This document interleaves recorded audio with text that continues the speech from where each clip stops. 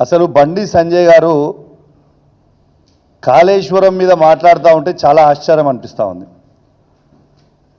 అసలు ఆయన అదృష్టం ఉండి ఫస్ట్ ఆఫ్ ఆల్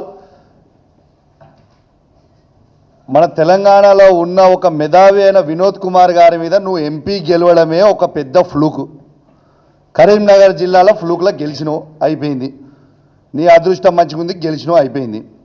నేను ఒక్కటే అడుగుతున్నా, బండి సంజయ్ గారు ఇంతకుముందు మా శ్రవణ్ కుమార్ గారు అన్నారు ఒక్కసారి అవకాశం ఇవ్వండి అని నువ్వు అడుగుతున్నావు అని. అసలు నీకేమైనా దిమాక్ ఉందా అవే? బండి సంజయ్ నీకు ఆల్రెడీ అవకాశం ఇచ్చిండు. కేంద్ర 2 సార్లు ఎంపీ అయినావు, కేంద్ర హోంమంత్రి అయినావా బాబు. నువ్వు కేంద్ర హోంమంత్రి అయి ఉండి నువ్వు కనీసము కాళేశ్వరం గురించి నువ్వు మాట్లాడుతూ ఉన్నావు.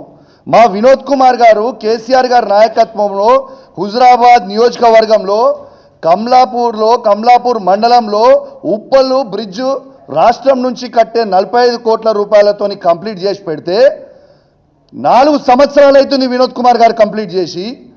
నువ్వు ఎంపీ అయి దాదాపు ఒక టర్మ్ అయిపోయింది, సెకండ్ టర్మ్ అయి ఆల్మోస్ట్ 2 సంవత్సరాలకు వస్తుంది. నువ్వు కేంద్ర హోంమంత్రి ఉండి ఆ మధ్యలో జాయిన్ చేయడానికి చేతగాని దద్దమ్మవి బండి సంజయ్.